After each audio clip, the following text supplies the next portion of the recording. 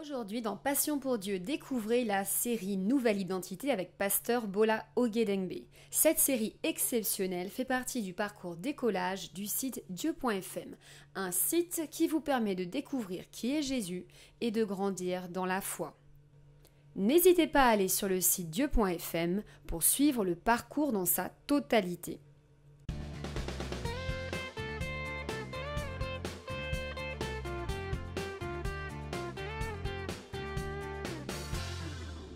Dans cette deuxième partie, cette deuxième section du site, nous allons parler de votre identité.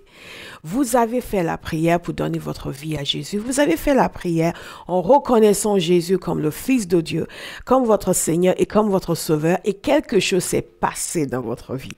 Et c'est de cela qu'il s'agit parce que c'est important pour vous de savoir ce qui s'est passé, ce que vous êtes devenu maintenant que vous êtes venu à Dieu à travers Jésus. Nous vous avons dit qu'il y a quelque chose qui va changer et c'est de ce quelque chose qu'il s'agit dans cette première partie. La première chose que je vais vous dire, c'est ceci, vous êtes maintenant né de Dieu. Alors, né de Dieu, qu'est-ce que ça veut dire? Je vais vous expliquer. Un jour, il y a un homme qui est allé voir Jésus, un chef religieux, donc quelqu'un qui s'y connaissait dans les choses spirituelles, plus ou moins, parce qu'il ne savait pas tout. Quand il est arrivé là où était Jésus, il a reconnu que Jésus était envoyé de Dieu, il a reconnu qu'il était un enseignant, il a reconnu les signes miraculeux que Jésus faisait. Vous le savez, Jésus faisait beaucoup de miracles. Et il était toujours en train de guérir, de restaurer, de bénir, de faire des choses extraordinaires. Et donc, il a reconnu cela. Et Jésus, en guise de réponse, lui a dit ceci. En réalité, il répondait à la question qu'il n'avait pas posée clairement. Il lui a dit ceci. Je vais vous le lire. Jean chapitre 3, au verset 3. Vous n'allez jamais oublier, Jean 3, 3. Jésus lui répondit, en vérité, je te le dis. À moins de naître de nouveau, personne ne peut voir le royaume de Dieu. Nicodème lui dit, mais comment un homme peut-il naître quand il est vieux? Peut-il une seconde fois entrer dans le ventre de sa mère et naître? Jésus répondit, en vérité, je te le dis, à moins de naître d'eau et d'esprit, on ne peut entrer dans le royaume de Dieu. Ce qui est né de parents humains est humain et ce qui est né de l'esprit est esprit. Ça, c'est une clé très importante. Qu'est-ce que Jésus est en train de lui expliquer? Jésus explique donc que celui qui naît de nouveau, naît de l'esprit. L'esprit, c'est l'esprit de Dieu. Vous êtes né de l'esprit de Dieu. Vous êtes né de Dieu. Vous êtes né de nouveau. Et vous vous dites, oui, je suis né de nouveau parce que j'ai donné ma vie à Jésus. Oui, vous êtes né de nouveau. Il y a une réalité spirituelle qui s'est manifestée. Il y a quelque chose qui s'est passé spirituellement pour vous. Vous êtes en être spirituel. Vous avez un corps, vous avez une âme, mais vous êtes essentiellement un être spirituel. Votre esprit vient de connaître une véritable naissance. Avant de venir à Jésus, nous sommes morts spirituellement. Et quand nous venons à Jésus, nous passons par Jésus pour venir à Dieu. À travers Jésus, nous venons à la vie. L'Esprit de Dieu vient et donne la vie à votre esprit. C'est ce qui se passe spirituellement quand vous donnez votre vie à Jésus. Donc, il y a de la vie de Dieu qui vous est communiquée dans votre esprit. C'est ce qui vient de vous arriver. Et vous naissez de Dieu. Vous êtes né de Dieu. La vie de Dieu est maintenant en vous. C'est une réalité spirituelle. Et au fur et à mesure que vous avancez dans votre foi, vous allez commencer à vous rendre compte de la réalité de cela. Vous allez changer. Vos désirs vont changer. Vos appétits vont changer. Votre manière de penser va changer. Pourquoi? Parce que la vie de Dieu est venue en vous. C'est absolument extraordinaire. C'est pour cela que venir à Jésus n'est pas commencer à aller à l'église tout simplement ou changer d'habitude tout simplement. Il y a une réalité spirituelle qui change. Je vais vous expliquer davantage. Quand vous donnez votre vie à Jésus, le Saint-Esprit donc communique la vie à votre esprit et vous naissez de nouveau. C'est cela, naître de l'esprit. Vous naissez une deuxième fois en réalité. La première fois, c'est ce que Jésus appelle naître de la chair. La deuxième fois, c'est naître de l'esprit. Naître de la chair, c'est le jour où vous êtes venu au monde. On vous a accueilli, un enfant est né. Vous êtes né la première fois. Et quand vous venez à Jésus, vous naissez de l'esprit, vous êtes né une deuxième fois. Donc la deuxième naissance vient de s'opérer. Ce sont des choses parfaitement naturelles. Alors, 4 points que je voudrais que vous reteniez ici. Le premier, c'est que vous êtes né de Dieu. Ça, je viens de l'expliquer longuement. Vous n'êtes plus mort. Vous êtes maintenant vivant. Votre apparence extérieure est la même, mais vous êtes ce que la Bible appelle une nouvelle création. Vous êtes une nouvelle création.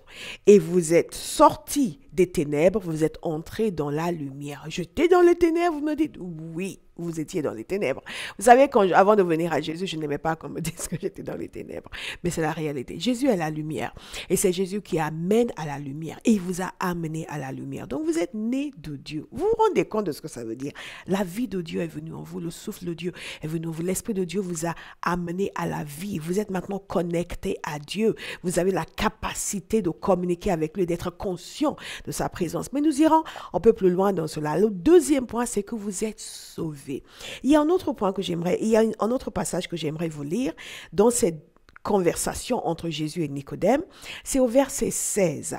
Jésus dit ceci: en effet, Dieu a tant aimé le monde qu'il a donné son Fils unique afin que, écoutez bien, parce que vous venez de croire en lui et c'est de vous qu'il s'agit ici, afin que quiconque croit en lui ne périsse pas, mais qu'il ait la vie éternelle. Écoutez bien, Dieu en effet n'a pas envoyé son Fils dans le monde pour juger le monde, mais pour que le monde soit sauvé par lui. Vous venez d'être sauvés par lui, parce que vous avez cru en lui. C'est ce que Jésus a expliqué à Nicodème, que celui qui croit en lui est sauvé. Vous êtes sauvé. La vie de Dieu est en vous. Vous êtes sensible maintenant à l'Esprit de Dieu. Vous êtes unis à Jésus par le Saint-Esprit. Le troisième point, c'est que vous êtes passé de la mort à la vie. Vous avez été transféré de la domination des ténèbres dans le royaume de Dieu, dans le royaume du Fils bien-aimé. C'est comme ça que la parole de Dieu nous l'explique. C'est une bonne nouvelle. Vous devez commencer à vous réjouir. Vous êtes passé de la mort à la vie. Et l'autre point, vous avez reçu donc la vie éternelle. C'est ce que nous venons de lire dans ce passage. Le dernier point que je voudrais que vous notiez, c'est que maintenant vous avez une destination différente. Votre domicile spirituel a changé parce que maintenant vous êtes né de Dieu. Vous n'êtes plus dans les ténèbres, vous êtes dans la lumière. Donc, votre emplacement dans le monde spirituel a changé. Mais il y a aussi un autre point. C'est que votre destination éternelle a changé également. Votre destination maintenant, c'est l'éternité avec Dieu. Non plus séparé de Dieu, mais avec Dieu. C'est une bonne nouvelle. Et si vous mourrez aujourd'hui, et vous n'allez pas mourir aujourd'hui, vous allez vivre longtemps et servir Dieu sur la terre. Mais le jour où vous allez mourir, vous allez partir au ciel pour être avec Dieu. Et à la fin des temps, vous allez participer à toute l'œuvre glorieuse que Dieu va faire quand il va faire une nouvelle terre et un nouveau ciel. Mais nous n'y sommes pas encore. Retenez simplement ceci, c'est que lorsque vous allez mourir, vous allez passer l'éternité auprès de Dieu et non plus séparé de Dieu en enfer, mais auprès de Dieu. C'est extraordinaire. Tout cela vient de vous être donné. Une communication spirituelle merveilleuse. Je vais vous inviter à vous en réjouir. Je vais vous inviter à remercier Dieu tous les jours pour le salut, du fait que vous êtes né de Dieu. Remerciez-le. Et je vais vous inviter aussi à continuer ce parcours, continuer sur le site. Nous venons de voir le premier point, ce qui vous est arrivé lorsque vous avez donné votre vie à Jésus. Il faut que vous saisissiez votre nouvelle identité. Il faut que vous commenciez à vous voir différemment. Il faut que vous commenciez à penser différemment. Que vous commenciez à vous dire, mais je suis né de Dieu. Dites-le tous les jours. C'est bon, je suis né de Dieu. C'est agréable. Commencez à le méditer, à penser. Regardez les versets qui sont sur cette page. Téléchargez-les si vous les voulez, si vous le voulez. Notez-les. Mais appliquez-vous à développer votre compréhension de cette nouvelle identité que vous avez en Jésus. C'est quelque chose d'absolument extraordinaire. Donc, notez ces versets, méditez-les, priez-les. Chaque jour, parlez avec Dieu. Dites-lui à quel point vous l'aimez. Remerciez-le de vous avoir sauvé et continuez le parcours. Allez au point suivant et ensuite au point suivant jusqu'à la fin de tout le parcours. Et ensuite, passez sur notre site d'enseignement pour continuer à grandir spirituellement. Autre point que je voudrais vous donner et je vais vous laisser avec ça, c'est ceci. Prenez un cahier, tenez un journal. Prenez un cahier et commencez à noter. Ça va être le cahier de votre vie avec Dieu. le premier de beaucoup. Commencez à noter ces passages que vous méditez, les réflexions que le Saint-Esprit vous inspire, les questions que vous avez également, et vos prières, et les visions du futur que Dieu vous donne. Dieu a une vision pour votre vie. Il a quelque chose pour vous que vous allez découvrir maintenant que vous êtes à lui. C'est une nouvelle vie qui commence. Et c'est une vie d'aventure, une vie de joie, une vie de paix, une vie merveilleuse en Jésus. Et je vous dis encore une fois, félicitations. Restez avec nous pour la deuxième partie de Passion pour Dieu. Bienvenue. Alors, la deuxième chose que nous allons voir dans cette série Identité, nous sommes en train de voir quelle est votre identité maintenant que vous êtes en Jésus, parce que nous voulons que vous en soyez convaincus. Nous voulons que vous sachiez qui vous êtes devenu en Jésus. Que vous preniez la mesure de tout ce que Jésus a fait pour vous et qu'à partir de maintenant, vous viviez une vie d'excellence en Christ Jésus. La vie à laquelle Dieu vous a appelé est une vie d'excellence, une vie de beauté, une vie de force, une vie de joie. Et pour vivre cette vie pleinement, vous devez savoir qui vous êtes. C'est votre pièce d'identité en quelque sorte que nous sommes en train de concevoir ensemble. La deuxième chose donc que je vais vous dire, c'est que vous êtes aimé de Dieu et vous êtes devenu amoureux de Dieu. Je vais vous raconter une histoire. La parole de Dieu nous raconte l'histoire d'un jeune homme. Un jeune homme assez insolent, assez imbu de lui-même. Et cet homme, ce jeune homme, un jour a décidé qu'il ne voulait plus être avec son père, il ne voulait plus être avec la famille, il voulait vivre sa vie. Vous connaissez des jeunes qui veulent vivre leur vie? Il voulait vivre sa vie. Donc, il ne s'est pas contenté de faire sa valise et de s'en aller. Ah non, loin s'en faut. Il fallait qu'il exagère. Il est allé voir son père. Il a demandé à son père sa part d'héritage. Son père était encore vivant. Il a dit à son père, écoute, tout ce qui devrait me revenir à ta mort, je veux maintenant. Oui, je vois déjà. Vous vous demandez, mais il est fou, oui. Il a pris donc sa part d'héritage et il est parti. Le père ne l'a pas chassé, le père ne l'a pas fait mettre en prison pour tentative de vol sur sa personne, le père ne l'a pas excorié, le père ne s'est pas fâché en disant n'importe quoi, je ne te donnerai rien. Le père lui a donné sa part d'héritage et ce jeune homme insolent est parti. Il est parti. Et vous vous imaginez qu'il a peut-être construit un empire avec cet argent, qu'il a fait des choses extraordinaires, il a aidé les pauvres, loin s'en faut. Il a gaspillé l'argent. La fortune durement gagnée de son père, il l'a gaspillée. Quand il a tout gaspillé, il s'est rendu compte qu'il n'avait pas le moyen de vivre. Il a commencé donc à enchaîner des emplois subalternes dans des conditions dégradantes. Il mangeait avec des animaux et il était tombé aussi bas que cela. Et un jour, il est revenu à lui-même. Il s'est dit, mais même les serviteurs dans la maison de mon père vivent mieux que ça. Je vais retourner voir mon père et je vais lui dire, je suis désolé. Et je vais demander qu'il me traite comme l'un de ses serviteurs, encore pire. Qu'importe, mais dis-moi que je vive décemment. Donc, il est reparti. Et ce qui est intéressant, c'est qu'il est allé voir son père. Et vous et moi, à la place du père, nous aurions une réaction d'irritation, de dégoût. Certains parents l'auraient déjà déshérité. Ils ne voudront plus jamais le voir. Mais non, ce père avait une attitude différente.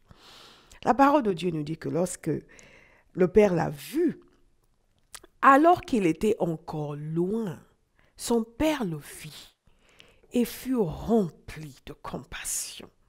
Il courut se jeter à son cou et l'embrassa. Le père a couru se jeter au cou du fils et l'a embrassé. Le fils lui dit, Père, j'ai péché contre le ciel et contre toi, je ne suis plus digne d'être appelé ton fils. Mais le père dit à ses serviteurs, apportez vite le plus beau vêtement et mettez-le lui, passez-lui un anneau au doigt et mettez-lui des sandales aux pieds. Amenez le veau qu'on a engraissé et tuez-le, mangeons et réjouissons-nous, car mon fils que voici était mort et il est revenu à la vie. Il était perdu et il s'est retrouvé et ils commencèrent à faire la fête.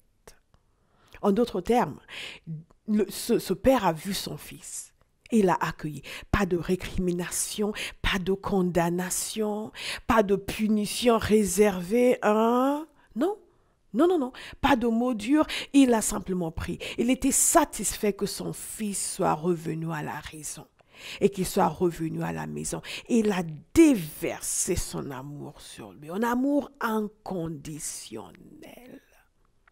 Et l'amour inconditionnel que le Père a déversé sur le Fils a aussi fait jaillir dans le cœur du Fils son amour pour le Père. La parole de Dieu nous dit concernant Dieu que nous l'aimons parce qu'il nous a aimés en premier. Aujourd'hui, vous pouvez avoir la certitude d'être aimé de Dieu. Parce que Dieu est ce Père qui ne fait pas de récrimination. Dieu est ce Père qui aime de façon inconditionnelle. Dieu est ce Père que lorsque les gens égarés reviennent vers lui pour dire « Seigneur, je te donne ma vie », il les prend dans ses bras et il les aime dans l'amour inconditionnel. Dieu manifeste à votre égard aujourd'hui un amour inconditionnel. Le désir premier de l'homme, c'est d'être aimé. Et nous faisons beaucoup d'erreurs dans nos vies parce que nous voulons l'amour, nous cherchons l'amour au mauvais endroit. Vous n'avez plus besoin de faire cela. Maintenant, vous êtes revenu vers Dieu. Il est votre Père et il vous aime d'un amour inconditionnel. Et il a fait quelque chose aussi. Il a déversé dans votre cœur de l'amour. L'amour de Dieu a été répandu dans votre cœur. Maintenant, vous allez découvrir que vous aimez Dieu. Mais j'aime Dieu, vous aimez Dieu. Quand vous ne l'avez jamais aimé auparavant, vous allez voir une réaction qui va se produire dans votre cœur d'amour vis-à-vis de Dieu. Ne résistez pas. Il y a peut-être des gens qui ne connaissent pas Dieu, qui vont « Ouais, mais dis donc, toi, t'es marrant, maintenant tu lis la Bible. » Non, non, non. Ne les laissez pas vous décourager. Le salut est individuel. Vous n'allez pas, vous pouvez être sauvé, que votre femme ne le soit pas. Votre femme peut être sauvée sans que vous ne le soyez pas. Mais la manière dont vous allez vivre maintenant votre relation avec Dieu, c'est ce qui va aider les autres autour de vous à saisir la grandeur de l'amour de Dieu. Si vous êtes quelqu'un qui a manqué d'amour dans sa vie, sachez que c'est fini maintenant. C'est fini. Vous n'avez plus besoin de vivre dans ce manque d'amour parce que celui dont l'amour est total, parfait, inconditionnel vous offre son amour et il déverse son amour sur vous.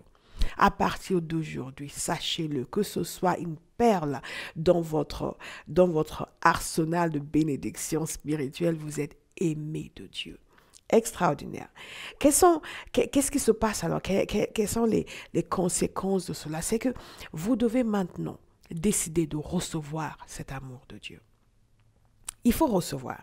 Parfois, nous savons que nous sommes aimés, mais nous ne recevons pas cet amour. Nous opposons une résistance. Parce que oui, mais alors, si Dieu m'aime, pourquoi ça m'est arrivé, pour ceci m'est arrivé? Il y a des choses qui vous sont arrivées dans votre vie, mais pas parce que Dieu ne vous aime pas. Nous vivons dans un monde déchu, où il y a des choses mauvaises et des gens mauvais. Mais ce n'est pas Dieu qui est mauvais. C'est Dieu qui rectifie tout cela. Recevez son amour aujourd'hui. Vous allez voir votre vie radicalement changer. La plus grande preuve de l'amour, c'est le don.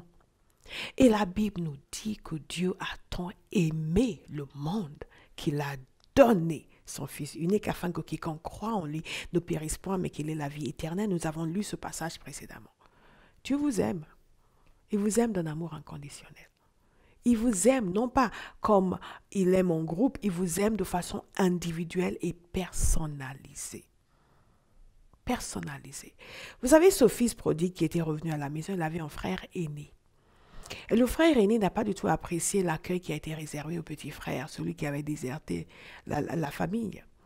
Et lui, il estimait que oui, après tout, moi, je n'ai jamais rien fait de mauvais. Et moi, on ne m'a pas traité comme cela. On m'a pas accueilli, on n'a pas permis que je fasse la fête. Le veau, grâce à lui, ce qui a été préparé pour les moments, les occasions spéciales, moi, je n'ai pas pu en bénéficier. Et on déverse tout ça sur ce mécréant, sur ce petit vaurien. Et parfois, nous pouvons nous estimer mal aimés, peu aimés, à cause des circonstances de la vie. Ou parce qu'il y a quelqu'un à côté de nous qui est béni par Dieu. On se dit, mais et moi alors, et moi alors. Non, non, non, vous êtes aimés de Dieu. Dites-le vous-même. Dieu veut que nous comprenions. C'est pour cela que Jésus a raconté cette histoire. Que nous sommes aimés de Dieu. Tel est le cœur du Père vous concernant.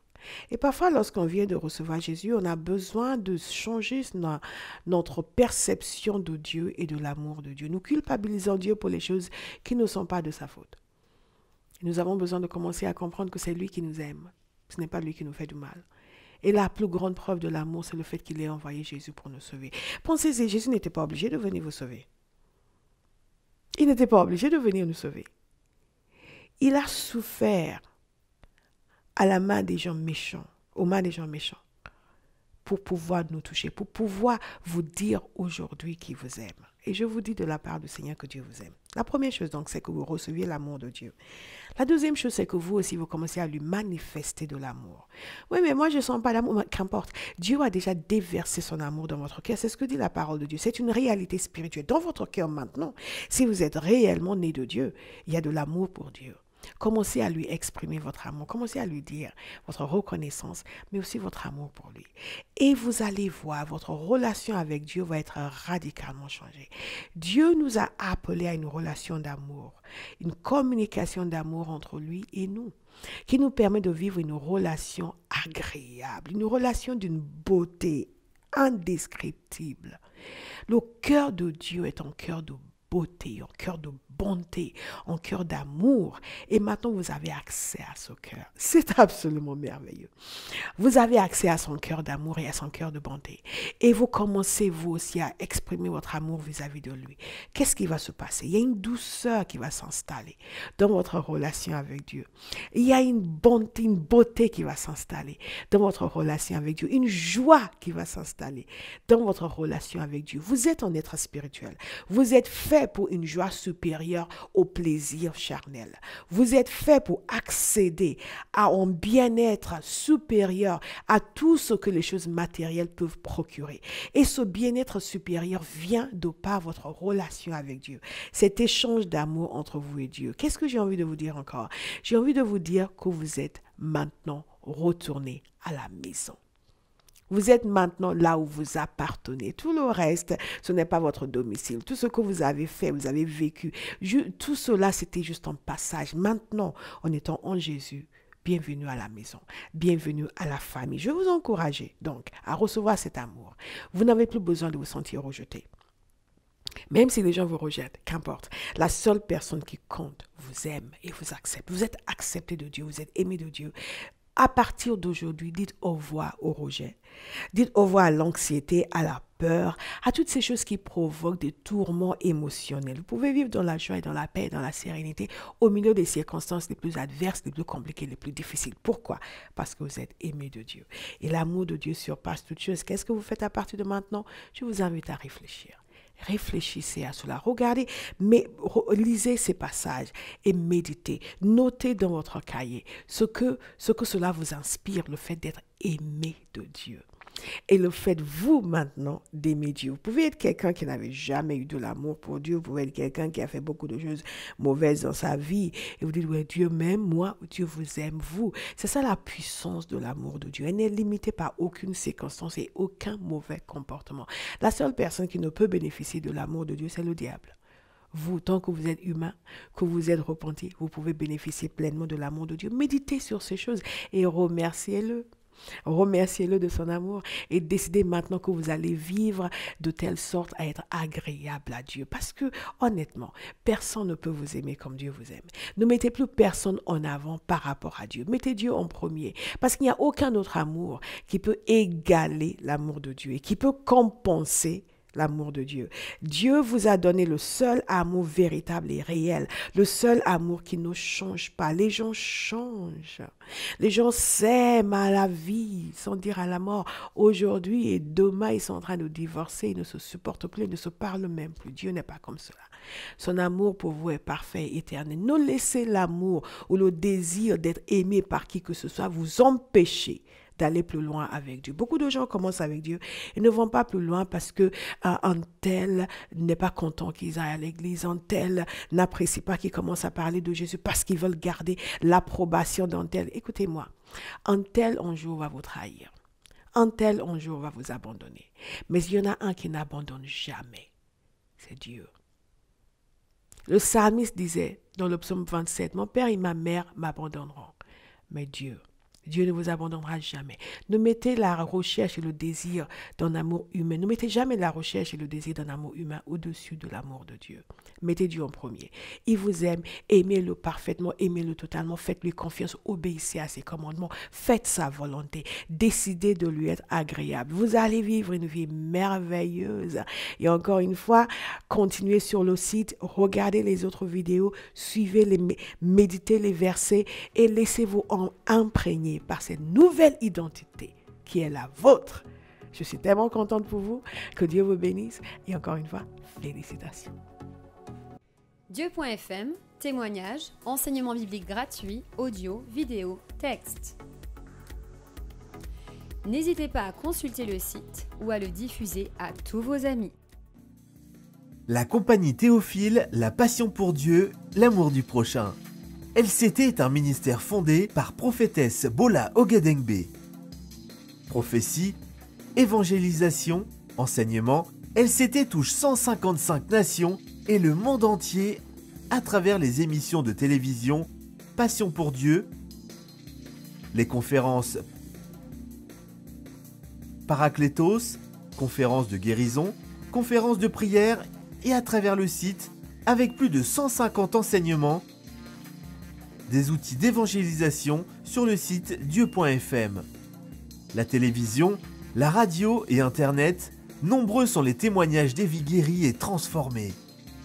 Rejoignez prophétesse Bola Ogedengbe et devenez partenaire pour transformer la francophonie et pour amener l'évangile dans le monde entier. Pour devenir partenaire, rendez-vous sur compagniethéophile.org ou appelez le 07 81 69 55 58. Retrouvez LCT sur compagniethéophile.org, Facebook, YouTube, Vimeo. La compagnie Théophile, la passion pour Dieu, l'amour du prochain.